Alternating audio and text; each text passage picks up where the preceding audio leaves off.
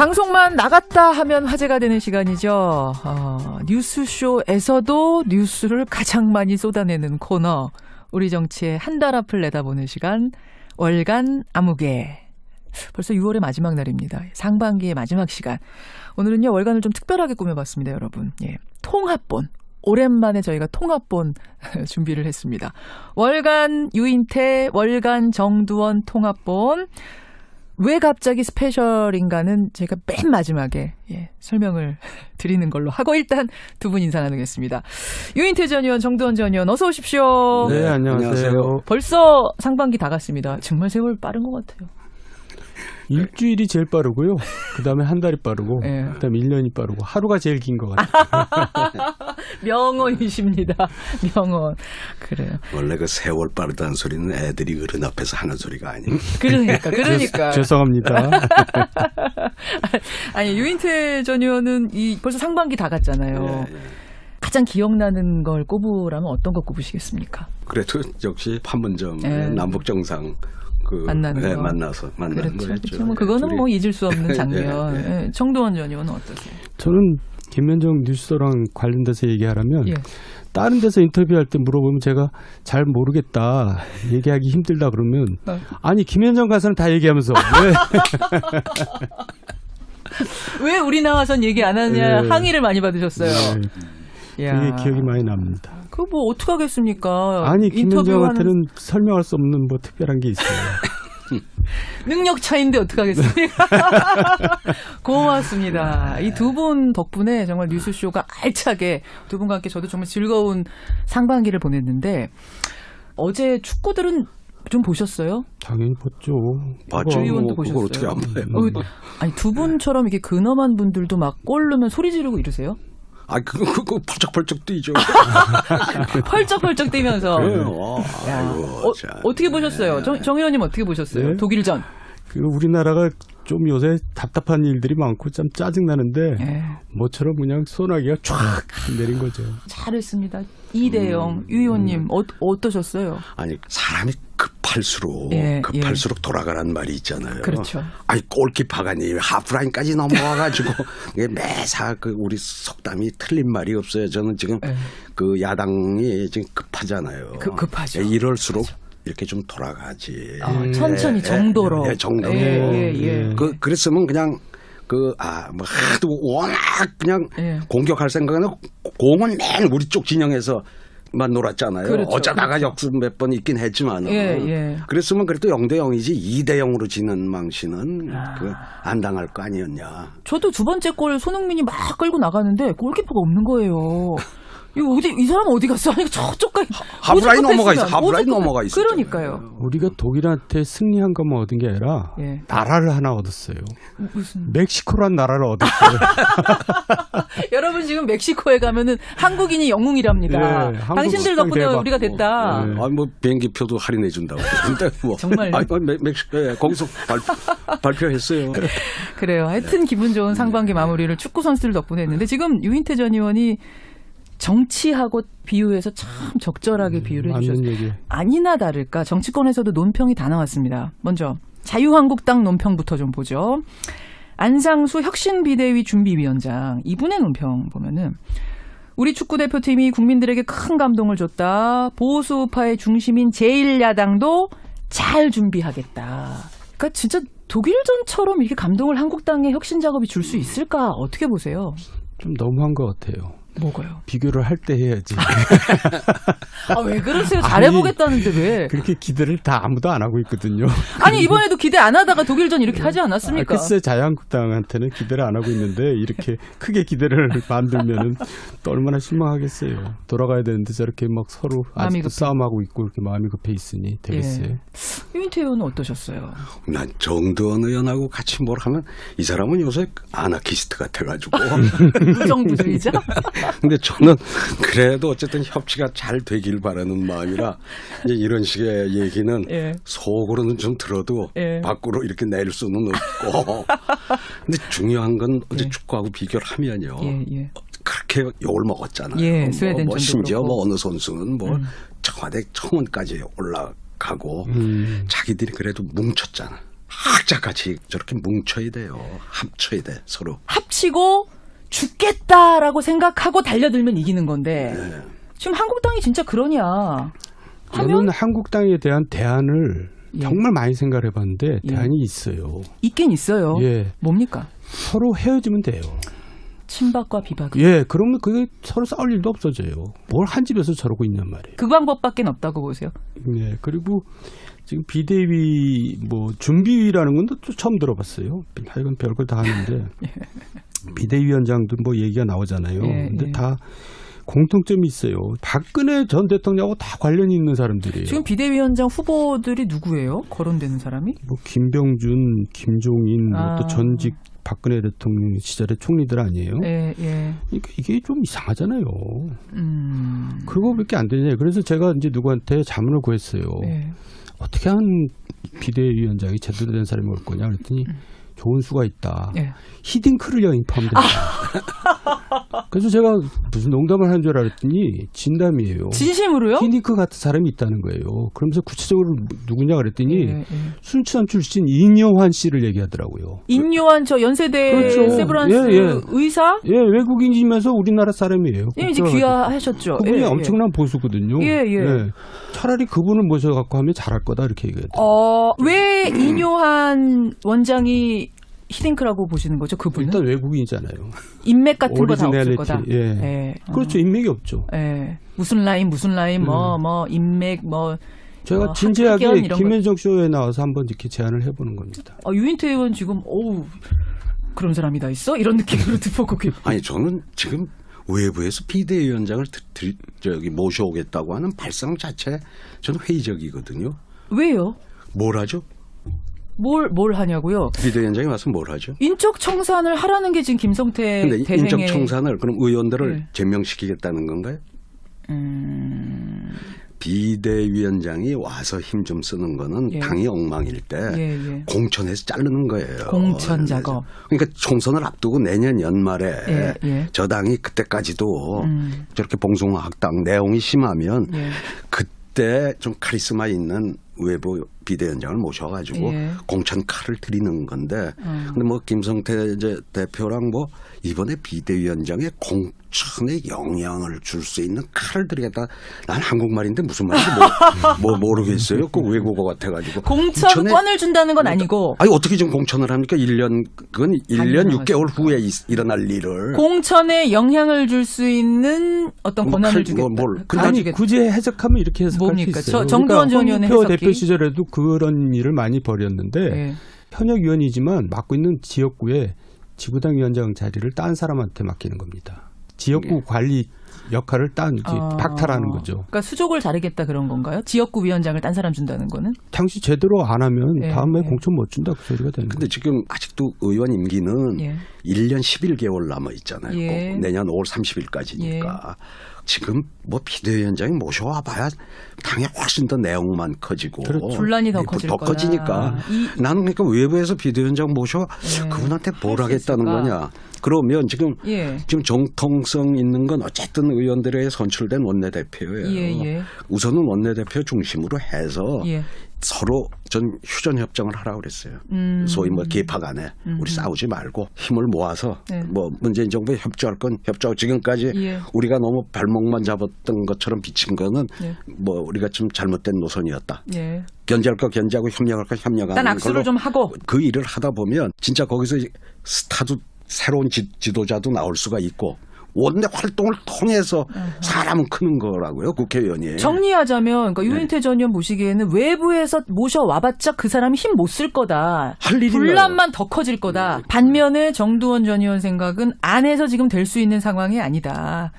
밖에서 모셔와라. 히딩크 같은 사람을 모셔와서. 아니 저는 유인태 선배님의 말씀에 동의를 하는데 안에서 할 수 있으면 안에서 했으면 좋겠고 그래도 크게 달라질 건 없을 것 같은데 어쨌든 답답해서 하는 얘기입니다. 아니 근데 조금 더 근본적인 얘기를 제가 여쭐게요. 친박 비박은 왜 그렇게 섞일 수가 없는 거예요? 왜 그냥 계파 갈등이 또 살아나고 또 살아나고 그 망령이 또 살아나고 또 살아나고 그게 공천권 싸움이에요.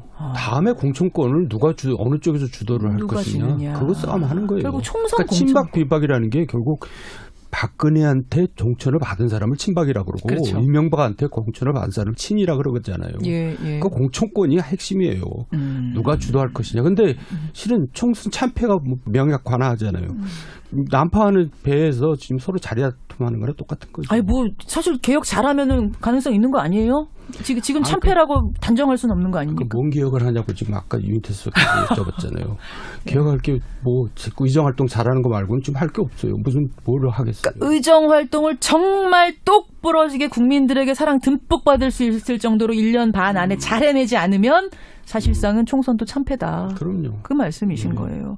두 계파가 섞일 수 없는 이유는 공천권 때문이다. 그러면은 모르겠습니다. 이렇게 뭐 하여튼 이렇게 계속 뭐 이런저런 것들을 하다가 친박 비박 누구의 승리로 끝날까요? 저는 원내 활동에 집중하다 보면 예. 친박이 됐든 친이가 됐든 예. 우리 국민들로부터 평가를 받을 거예요. 예. 이런 사람 참 의정 활동 잘해. 뭐 인기도 있고 오히려 그런 사람들이 아마 공천심사위원이 될 것 같아요. 굉장히 근데 이상적인 말씀을 지금 유 의원이 하시는 거예요. 그래 왔어요. 그런 스타가 그렇게 금방 나와요? 그 노무현 같은 사람 그러다가 청문회에서 그렇게 스타 돼가지고 대통령까지 된 거고 지금 뭐 다 의정 활동 통해서 예. 똑부러지게 한 사람들이 지금 떠 있는 거란 말이죠. 자유한국당 112명 중에도 그런 인물이 나올 수 있다. 충분히 얼마든지 있다. 지금 잠재력이 있다. 야, 자유한국당에 이런 의원들도 있어. 뭐 그런 의원단이 생길 거라고 봅니다. 결국은 그게 핵심이라고 보시죠. 그럼 뭐 그게 개혁의 핵심이라고 보시죠. 그러면 뭐 족벌 따질 거 뭐 있어요. 저 사람 들어올 때 인문이 어떻게 해서 들어온 거냐 따질 필요 없잖아요. 알겠습니다. 예. 정 의원님. 아니 그러니까 전적으로 동의하고요. 예. 얼마든지 그럴 기회가 이제 시간이 있어요. 그러니까 지금부터 정상적으로 그냥 당을 운영했으면 좋겠어요. 저 원내대표가 임시를 하다가 예. 전당대회 열어서 당대표 뽑고 예. 그리고 이제 정상적인 의정활동하고 예. 그래서 총선에서 심판 받는 거죠. 예. 알겠습니다. 분명한 건 이대로 가면 참패다. 총선도 명약 관화하다. 그 말씀은 두 분 다 동의. 예. 그러면서 한번 제가 말씀드렸지만 예. 같이 다른 야당들하고 예. 또 여당하고 같이 잘 협상을 해서 예. 선거 제도를 바꾸면 그러면은 이제 그때 가서는 꼭 1, 2당 예. 기호 1, 2번 당에 안 껴도 되니까 그때는 참 아름다운 이혼을 해도 될 거예요. 그때는. 그러면 뭐 다당제가 자리 잡고 나면. 그러면 뭐 3당이 되더라도 예. 얼마든지 그 생존이 가능한 생태계가 되니까 정치 생태계가. 알겠습니다. 예. 알겠습니다. 아유, 뭐 한국당 얘기 하나 했는데도 후끈하네요. 월드컵 독일전 후에 나온 논평. 두 번째 논평으로 가죠. 바른미래당입니다. 신임 원내대표죠. 김관영 원내대표가 한국이 독일을 꺾은 것처럼 기적을 원한다면 먼저 하나가 돼야 한다.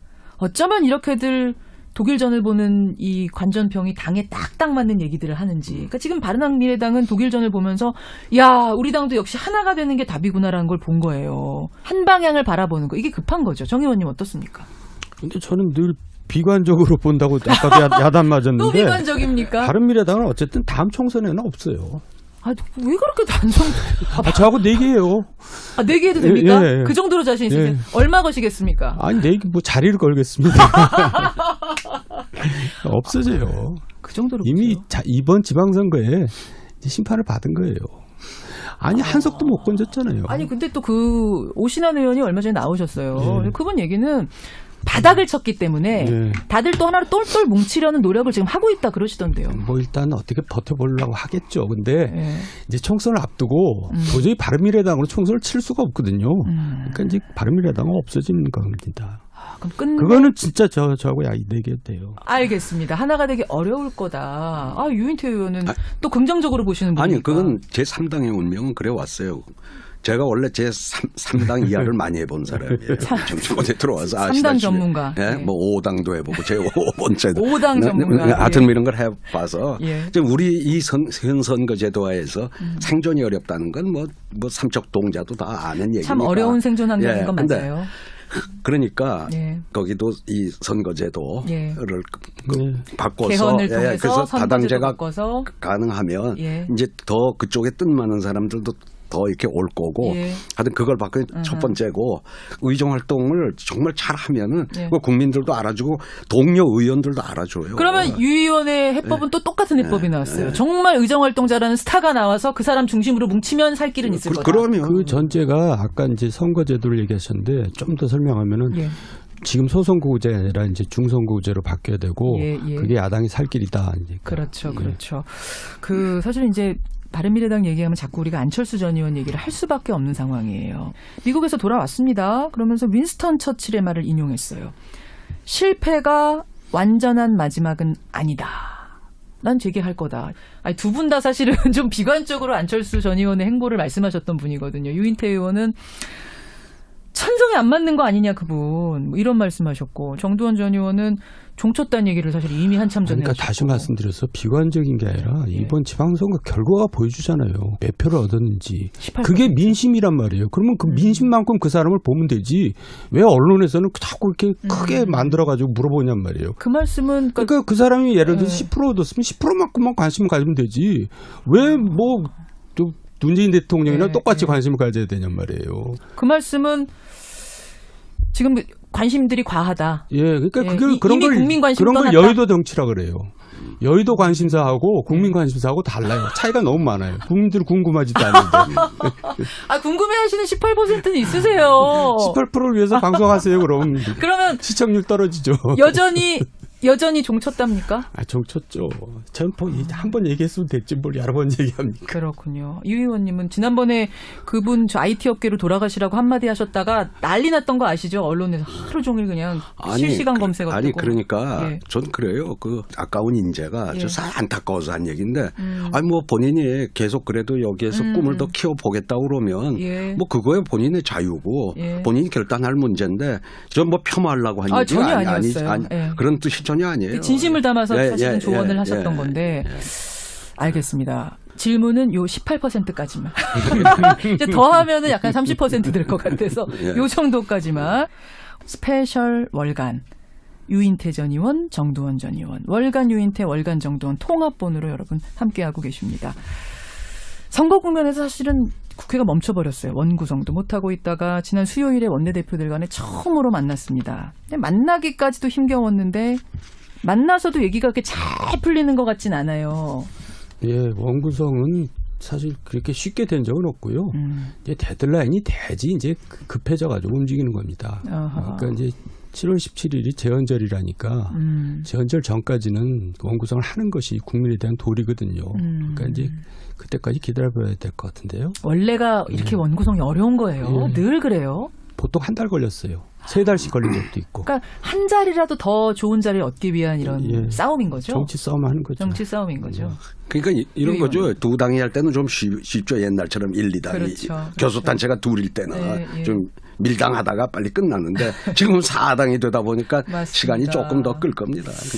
근데 이제 쟁점이 뭐냐면 국회의장이야 뭐 다수당이 차지하는 거니까 민주당이 가져가는 거고 그러고 나면은 보통 법사위원장은 국회의장 소속당이 아닌 당이 가져가는 게 맞다. 이게 이제 한국당 주장. 민주당에서는 아니 한국당이 가져가는 바람에 지난번에 국회에서 뭐 하나 통과하기가 너무나 어려웠다. 이번에 우리가 꼭 가져가야겠다 이거고.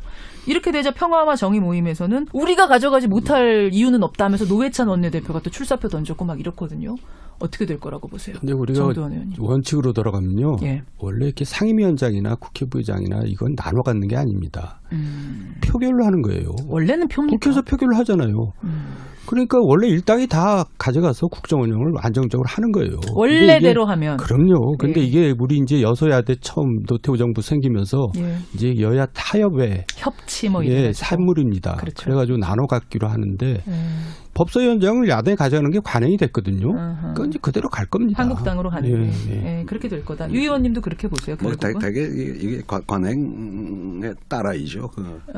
법사위원장 한국당이 가져갈 것이다. 마지막에는 그렇게 보시는군요. 저는 사실은 지금 말씀 들으면서 그러네. 원래는 표결이네. 이 생각이 약간 뒤통수만. 왜냐하면 너무나도 당연하게 지금까지 상임위원장은 이렇게 저렇게 가르고 부의장 이렇게 가르는 게 너무나 당연한 걸로 느껴졌기 때문에 오히려 표결한다는 걸 잊어버리고 있었어요. 선진국에서는 상임위원장을 표결하기 때문에 저 덕망이 있는 사람이 되는 거예요. 그 무게가 있죠. 한마디 한마디가. 무게가. 이렇게 싸울 이유도 지금은 뭐 없고. 전문성도 없이 그냥 돌아가면서 선수만 하는 사람 이렇게 돌아가면서 나눠가는 식이니까 그 무게가 없죠. 이거 좀 돌리면 안 됩니까? 원칙대로? 이것도 국회에 어떤 쇄신 안 중에 하나 들어가야 되는 거 아니에요? 그거는 개헌하는 것만큼 어려울 것 같아요. 개헌보다 더 어려울 수도 있습니까? 알겠습니다. 근데 민주당으로서는 지금 법사위원장까지 가져가겠다 얘기하는 게 속이 터져서 그러는 거예요. 다수당이지만 과반을 못 넘기다 보니까 뭐가 하나 제대로 아니, 순조롭게 되는 게 없다. 민주당이 야당일 때 법사위원장 했어요. 했죠. 또 그때 생각이 똑같이 했어요. 그러면서 나오는 얘기가 뭐냐면 연정. 이거 가능성 있습니까? 가능성이 좀 있는데 연정에도 차원이 여러 가지가 있잖아요. 가령 뭐 정의당도 거기 들어온다면 정의당하고 민주당하고도 합의 못할 사항이 당장 노동 문제 같은 데서 최저임금제에서도 뭐 갈리잖아요. 그러니까 그런 모든 거에 이렇게 합의된 연정은 못할 거고 공통분모 이렇게 찾아가지고 개혁 입법 연대를 하자고도 하고 그런 움직임은 좀 있는 것 같더라고요. 그러니까 이게 저는 가능성이 있는가의 문제예요. 일단 추미애 대표는 저와 인터뷰하면서 가능성 제로다. 내가 대표인 한 이런 일은 없을 거다 하셨고 박지원 의원 저랑 인터뷰할 때도 얘기 들어보면 추미애 대표만 싫어하지 민주당의 다른 의원들은 연정 찬성한다. 청와대와도 내가 얘기 나눠봤다. 그러시더라고요. 지금 속마음은 더불어민주당으로 다시 들어가고 싶은 겁니다. 내년 총선을 앞두고 왜냐하면 민주평화당도 역시 내년 총선에 없어지거든요. 근데 이제 그래서 이제 연정을 하자 슬쩍 던져보는 건데 여서야 되니까 불편하지 않냐. 그건 안 되고 연정하자는 얘기는 장관을 달라는 얘기거든요. 그건 안 되고 연대는 생각해보겠다. 지금 그러고 있는 거예요. 추미애 대표 얘기는 그래 손잡는 건 좋지만 장관 자리는 안 돼. 연정은 안 돼. 연대까지는 돼. 그러니까 이제 뭔가 접근에 들어가는 겁니다. 민주평화당에서 총선 때문에. 아니 뭐 저는 장관 자리도 그쪽에서 지명한 사람을 대통령이 무조건 하는 게 아니라 고용노동부 장관 저는 정의당 같은데 한번 좋은 사람을 그쪽에 추천을 해보셔.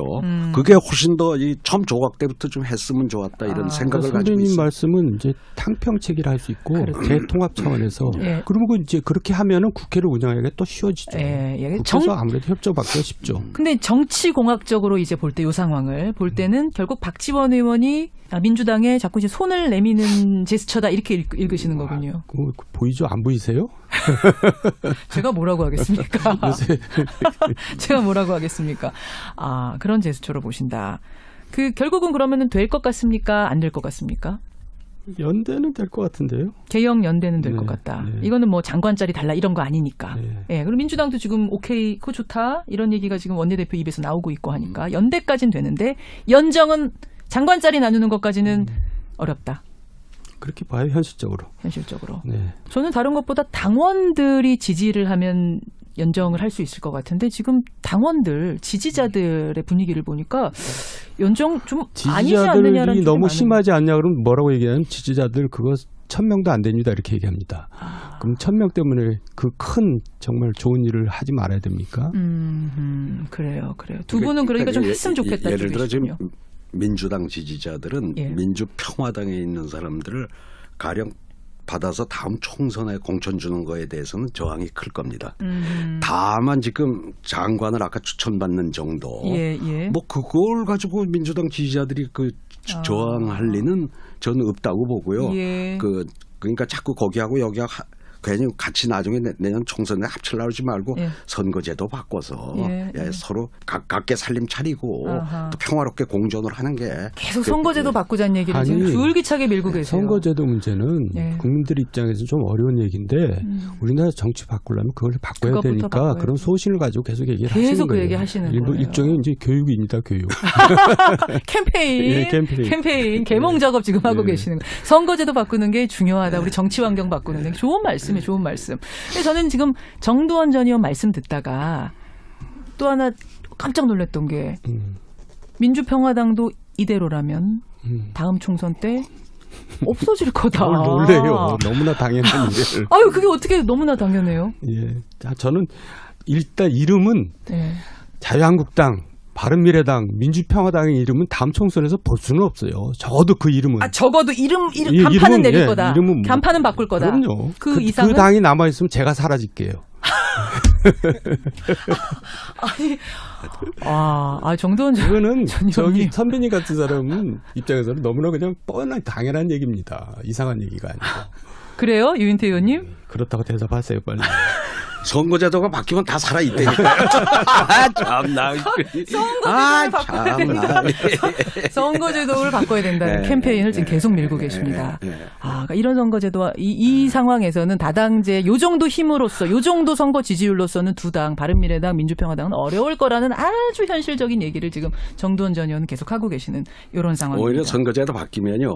민주당이 깨지죠. 현역 의원 수가 많은 당은 분화될 수밖에 없어요. 근데 그걸 노무현 전 대통령께서 이제 우리 유인태 수석 계실 때 이제 제안을 했고 하려고 그랬던 건데 맞아요. 그건 정말 대승적인 차원에서 하려고 그랬던 겁니다. 그렇죠. 그러니까 이번 정부에서도 대승적인 차원에서 그렇게 하면은 우리 정치가 바뀌죠. 다수당은 사실은 기득권을 내려놓는 건데 그래서 한국당과 민주당은 사실은 찬성하기 어려운 줄 압니다만 이럴 때 바꿔야 된다라는 게 노무현 전 대통령의 생각이셨단 말씀. 유인태 전 의원도 지금 마찬가지, 정두원 전 의원도 똑같은 생각을 하고 계신단 말씀입니다. 이대로라면 살아남을 당이 양당 빼고는 정의당 빼고는 없을 거다 이런 생각. 정의당은 살아남는 거죠? 물론이죠. 정의당은 어떻게 이렇게 계속 살아남고 지지율이 10%를 돌파합니까? 색깔이 분명하고요. 또 의정 활동들을 다 아주 눈부시게 해요. 개개인이 개별 플레이를 너무 잘해요. 당도 색깔이 분명하고. 그러니까 김종대 의원이 며칠 전에 나오셨어요. 김종대 의원 얘기가 우리는 애초에 없는 당, 조그만 밥상을 국민들이 주셔도 그게 너무나 고맙고 귀하다 이런 얘기를 하시더라고요. 아까 말씀대로 자유한국당이 그런 자세로 하면은 다시 살아날 수도 있죠. 자유한국당으로. 그러니까 제가 자유한국당도 그렇게 하라는 게 심상정 노회찬 의정 활동을 통해서 저는 성장하니까 우리 민주당 지지자들조차도 그쪽을 찍어가지고 지역구에서 당선이 되고 저렇게 지도자 반열에 올라가거든요. 자유한국당 의원들 그 재능이 있는 사람들 굉장히 있을 거예요. 그 모델을 따라가야 된다고 보시는군요. 그럼 거기서도 그렇게 나올 수 있는데 그동안 저 2년 동안은 제대로 의정 활동이 있었습니까? 거기서 친박, 비박 그 뜻에만 따라가는 뭐 이런 그러니까 이제 다시 말하면 공천권자 눈치 보느라고 그걸 못했어요. 그러니까 공천권 제도를 바꿔야 된다. 이게 저 평소 소신입니다. 그걸로 미시겠습니까?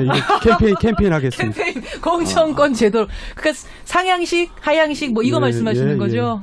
물론 선거제도 바꾸면은 같이 연계되지 않으면 안 되죠. 유인태 전 의원의 선거제도 개편 캠페인에 정두원 전 의원의 상향식 공천제도 캠페인이 섞이면 아주 이상적인 정치제도가 당연히 우리나라가 선진국으로 도약합니다. 선진국이 된다. 정치 선진국이 된다. 아니 그냥 전체가 선진국이 됩니다. 오늘 굉장히 교양적으로 우리가 몰판을. 정치가 후진인 나라는 소위 선진 반열에 갈 수가 없는 겁니다. 그건 맞는 말씀입니다. 그나저나 잘 나가고 있는 민주당은 지금 당대표를 뽑아야 되는데 하겠다는 분들이 너무 많아요. 어떻게 될 것 같으세요? 이해찬, 김부겸, 전해철, 박영선, 엄청나게 박범계. 그것도 제 눈에는 너무 쉽게 보여요. 어떻게 보이세요? 그냥 한마디로 이해찬이냐 아니냐 그거예요. 어떻게 그렇게 보세요? 아니 이제 소고 방식이라고 있잖아요. 끝에서부터 지어나가면 그럼 이해찬만 남아요. 큰 덩어리 하나가 남고 나머지 작은 덩어리들이고. 그러니까 이번 전당대회는 이해찬이 아니냐. 김부겸이가 나타나면 흥행이 되는 거고 김부겸이가 안 나타나면 이해찬이 돼서 흥행도 없이 그냥 조용히 끝나는 거죠. 김부겸 장관이 청와대에서 가라 해가지고 가면 그럼 김부겸 장관이 될 수도 있는 거 아닙니까? 그러니까 이제 이해찬이 이제 고민하겠죠. 이건 대통령 뜻인가? 그리고 이제 안 한다 할 수도 있죠. 이건 정두원 전 의원 생각입니다. 그렇게 지금 판을 읽고 계시고 유인태 의원 어떠십니까? 저는 김부겸 국회의원의 후원 회장으로 현재 있습니다. 그래서 제가 이런 방송에서 이 문제를 언급하는 건 적절치 않으므로 저는 말을 안 하겠습니다. 제가 김부겸이 친구라서 한 얘기가 아닙니다. 하여튼 두고 보죠. 어쨌든 잘 되는 집안이라서 그런지 하겠다는 사람들이 너무 많아요. 재밌는 전당대회가 될 것 같습니다. 그래요. 자, 오늘 준비한 스페셜 월간 여러분 여기까지입니다. 제가 앞서서 오늘 월간이 스페셜인 이유가 따로 있다라고 말씀을 드렸어요. 이거 어떡합니까, 여러분? 어떻게 제가 말씀을 드려야 될지 모르겠는데 정말 뉴스쇼에서 사랑을 많이 받았던 유인태 전 의원이 오늘 월간 마지막 시간 당분간 방송계를 떠나신다고요, 이 의원님. 예. 아니, 왜 방송 이렇게 잘하시는데 왜 떠나세요? 잘하긴 뭘 잘해요. 이제 할 말도 별로 없고 예. 그래도 그동안 참 이렇게 불러주셔서 고맙고 뭐 많이 들어주셔서 고맙습니다. 청취자들께 정식으로 할 말씀, 인사 한 말씀. 됐잖아요. 지금 했는데 뭘 또 해. 아유, 그동안 고마웠습니다. 아우, 마이크 너무 크게. 이게 유인태 전 의원의 매력입니다. 아주 그냥 뭐 솔직하시고 소박하시고 털털하시고 이 매력에 우리 청취자들이 빠져 계셨던 건데 또 뭐 어떤 좋은 일을 도모하신다고 하니까 제가 일단은 보내드리고 돌아오셔야 돼요. 언젠간 또. 그때 가서도 불러줄런지 워낙 말도 오느라고. 돌아오셔서 또 캠페인 그때까지 안 돼 있으면 계속 하셔야죠. 예. 그때도 불러주시겠어요? 아우, 당연하죠. 예. 비워놓겠습니다. 이제. 건강하시고요. 예. 정두원 전 의원, 네. 월간 자리가 하나 비었습니다. 파트너가. 네. 떠나는 분께 한 말씀 하시죠. 아니요, 저 좋은 일이 있어서 가신 것 같아서 아주 그냥 적극 박수 쳐드립니다. 예. 정말 좋은 일이 앞으로 펼쳐지시기를 저도 기원하면서 우리 뉴스쇼 청취자들의 마음 모아서 건강하시라고 끝인사 드리겠습니다. 예, 감사합니다. 고맙습니다. 네. 정두원 전 의원 고맙습니다. 월간 유인태, 월간 정두원 통합분이었습니다.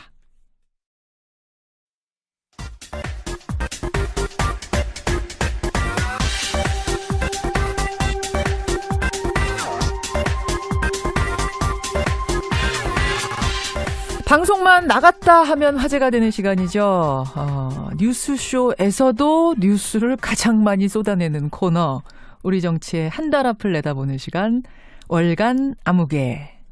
벌써 6월의 마지막 날입니다. 상반기의 마지막 시간. 오늘은요, 월간을 좀 특별하게 꾸며봤습니다, 여러분. 예. 통합본. 오랜만에 저희가 통합본 준비를 했습니다. 월간 유인태, 월간 정두원 통합본. 왜 갑자기 스페셜인가는 제가 맨 마지막에 설명을 드리는 걸로 하고 일단 두 분 인사 나누겠습니다. 유인태 전 의원, 정두원 전 의원 어서 오십시오. 네, 안녕하세요. 벌써 상반기 다 갔습니다. 정말 세월 빠른 것 같아요. 일주일이 제일 빠르고요. 그다음에 한 달이 빠르고 그다음에 1년이 빠르고 하루가 제일 긴 것 같아요. 명언이십니다. 명언.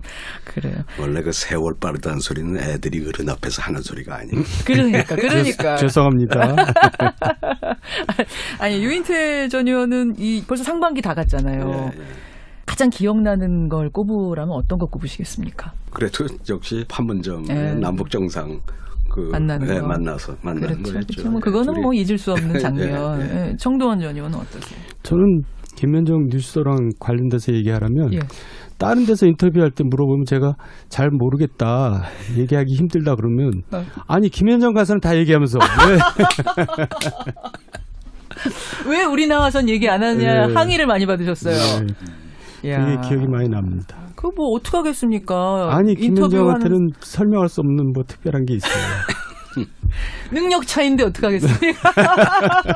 고맙습니다. 이 두 분 덕분에 정말 뉴스쇼가 알차게 두 분과 함께 저도 정말 즐거운 상반기를 보냈는데 어제 축구들은 좀 보셨어요? 당연히 봤죠. 봤죠. 의원도 그걸 보셨어요? 어떻게 안 봐요? 아니 두 분처럼 이렇게 근엄한 분들도 막 골 넣으면 소리 지르고 이러세요? 그거 펄쩍펄쩍 뛰죠. 펄쩍펄쩍 뛰면서. 아이고, 어떻게 보셨어요? 정 의원님 어떻게 보셨어요? 네? 독일전. 우리나라가 좀 요새 답답한 일들이 많고 참 짜증나는데 뭐처럼 그냥 소나기가 쫙 내린 거죠. 잘했습니다. 2대0. 유 의원님 어떠셨어요? 아니 사람이 급할수록 돌아가란 말이 있잖아요. 그렇죠. 아니 골키퍼가 하프라인까지 넘어와가지고 매사 우리 속담이 틀린 말이 없어요. 저는 지금 그 야당이 지금 급하잖아요. 급하죠. 이럴수록 이렇게 좀 돌아가지. 천천히 정도로. 정도로. 그랬으면 그냥 김병준, 김종인, 또 전직 박근혜 대통령 시절의 총리들 아니에요? 그러니까 이게 좀 이상하잖아요. 그거밖에 안 되냐. 그래서 제가 이제 누구한테 자문을 구했어요. 어떻게 하면 비대위원장이 제대로 된 사람이 올 거냐 그랬더니 좋은 수가 있다. 예. 히딩크를 영입하면 된다. 그래서 제가 무슨 농담을 한 줄 알았더니 진담이에요. 진심으로요? 히딩크 같은 사람이 있다는 거예요. 그러면서 구체적으로 누구냐 그랬더니 순천 출신 인요환 씨를 얘기하더라고요. 인요환 저 연세대 그렇죠. 세브란스 의사? 예, 외국인이면서 우리나라 사람이에요. 예, 이제 귀화하셨죠. 그분이 엄청난 보수거든요. 예. 차라리 그분을 모셔갖고 하면 잘할 거다 이렇게 얘기해요. 왜 인요한 원장이 히딩크라고 보시는 거죠? 그분은? 일단 외국인이잖아요. 인맥 같은 거 다 없을 거다. 예. 그렇죠. 인맥이 없죠. 예. 무슨 라인 인맥 제가 진지하게 김현정 쇼에 나와서 한번 이렇게 제안을 해보는 겁니다. 유인태 의원 지금 그런 사람이 다 있어? 이런 느낌으로 듣고 아니 저는 지금 외부에서 비대위원장을 모셔오겠다고 하는 발상 자체 저는 회의적이거든요. 왜요? 뭘 하죠? 뭘 하냐고요? 비대위원장이 와서 뭘 하죠? 인적 청산을 하라는 게 지금 김성태 대행의. 인적 청산을 그럼 의원들을 제명시키겠다는 건가요? 비대위원장이 와서 힘 좀 쓰는 거는 당이 엉망일 때 공천해서 자르는 거예요. 공천 작업. 그러니까 총선을 앞두고 내년 연말에 저 당이 그때까지도 저렇게 봉숭아학당 내용이 심하면 그때 좀 카리스마 있는 외부 비대위원장을 모셔가지고 공천 칼을 들이는 건데 근데 뭐 김성태 이제 대표랑 뭐 이번에 비대위원장의 공천에 영향을 줄 수 있는 칼을 들이겠다. 난 한국말인데 무슨 말인지 모르겠어요. 그 외국어 같아가지고. 공천권을 준다는 건 아니고. 아니 어떻게 좀 공천을 합니까? 1년 6개월 후에 일어날 일을. 공천에 영향을 줄 수 있는 어떤 권한을 주겠다. 아니 굳이 해석하면 이렇게 해석할 수 있어요. 정두원 전 의원의 홍준표 해석이. 대표 시절에도 그런 일을 많이 벌였는데 현역 의원이지만 맡고 있는 지역구에 지구당 위원장 자리를 딴 사람한테 맡기는 겁니다. 지역구 관리 역할을 박탈하는 거죠. 그러니까 수족을 자르겠다 그런 건가요? 지역구 위원장을 딴 사람 준다는 거는? 당시 제대로 안 하면 다음에 공천 못 준다 그 소리가 되는 거예요. 근데 지금 아직도 의원 임기는 1년 11개월 남아 있잖아요. 내년 5월 30일까지니까. 지금 뭐 비대위원장이 모셔와 봐야 당에 훨씬 더 내용만 커지고 분란이 더 커지니까 나는 그러니까 외부에서 비대위원장 모셔 그분한테 뭘 하겠다는 거냐. 그러면 지금 정통성 있는 건 어쨌든 의원들에 선출된 원내대표예요. 우선은 원내대표 중심으로 하도 워낙 그냥 공격할 생각은 공은 맨 우리 쪽 진영에서 만 놀았잖아요. 그렇죠. 어쩌다가 역습 몇 번 있긴 했지만 그랬으면 그래도 0대0이지 2대0으로 지는 망신은 안 당할 거 아니었냐. 저도 두 번째 골 손흥민이 막 끌고 나가는데 골키퍼가 없는 거예요.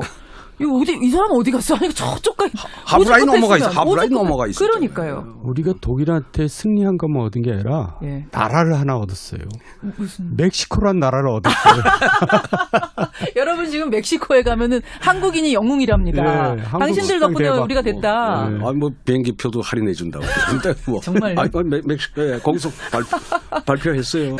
그래요. 하여튼 기분 좋은 상반기 마무리를 축구 선수들 덕분에 했는데 지금 유인태 전 의원이 정치하고 비유해서 참 적절하게 비유를 해주셨어요. 아니나 다를까 정치권에서도 논평이 다 나왔습니다. 먼저 자유한국당 논평부터 좀 보죠. 안상수 혁신비대위 준비위원장 이분의 논평 보면은 우리 축구대표팀이 국민들에게 큰 감동을 줬다. 보수파의 중심인 제1야당도 잘 준비하겠다. 그러니까 진짜 독일전처럼 이렇게 감동을 한국당의 혁신 작업이 줄 수 있을까? 어떻게 보세요? 좀 너무한 것 같아요. 뭐가요? 비교를 할 때 해야지. 왜 그러세요? 잘해보겠다는데 왜? 그렇게 기대를 다 아무도 안 하고 있거든요. 아니 이번에도 기대 안 하다가 독일전 이렇게 하지 않았습니까? 글쎄 자유한국당한테는 기대를 안 하고 있는데 이렇게 크게 기대를 만들면은 또 얼마나 실망하겠어요. 돌아가야 되는데 저렇게 막 서로 아직도 싸움하고 있고 이렇게 마음이 급해 있으니 되겠어요. 유인태 의원은 어떠셨어요? 난 정두원 의원하고 같이 뭘 하면 이 사람은 요새 아나키스트 같아가지고 무정부주의자? 근데 저는 그래도 어쨌든 협치가 잘 되길 바라는 마음이라 이제 이런 식의 얘기는 속으로는 좀 들어도 밖으로 이렇게 낼 수는 없고 근데 중요한 건 어제 축구하고 비교를 하면요. 그렇게 욕을 먹었잖아요. 스웨덴전도 심지어 어느 선수는 청와대 청원까지 올라가고 자기들이 그래도 뭉쳤잖아. 학자같이 저렇게 뭉쳐야 돼요. 합쳐야 돼 서로. 합치고 죽겠다라고 생각하고 달려들면 이기는 건데 지금 한국당이 진짜 그러냐 하면 저는 한국당에 대한 대안을 정말 많이 생각을 해봤는데 대안이 있어요. 있긴 있어요. 뭡니까? 서로 헤어지면 돼요. 친박과 비박. 그러면 그게 서로 싸울 일도 없어져요.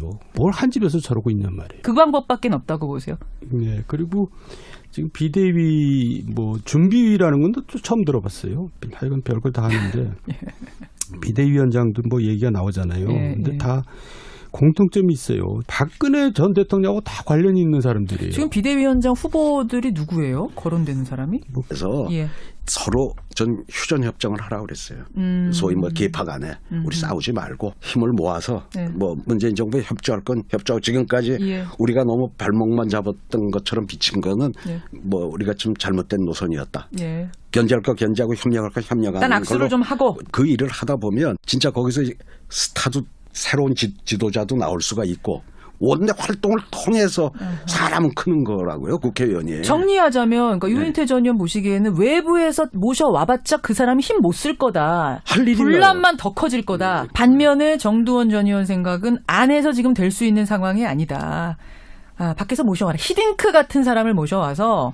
아니 저는 유인태 선배님의 말씀에 동의는 하는데 안에서 할 수 있으면 안에서 했으면 좋겠고 그래도 크게 달라질 건 없을 것 같은데 어쨌든 답답해서 하는 얘기입니다. 아니 근데 조금 더 근본적인 얘기를 제가 여쭐게요.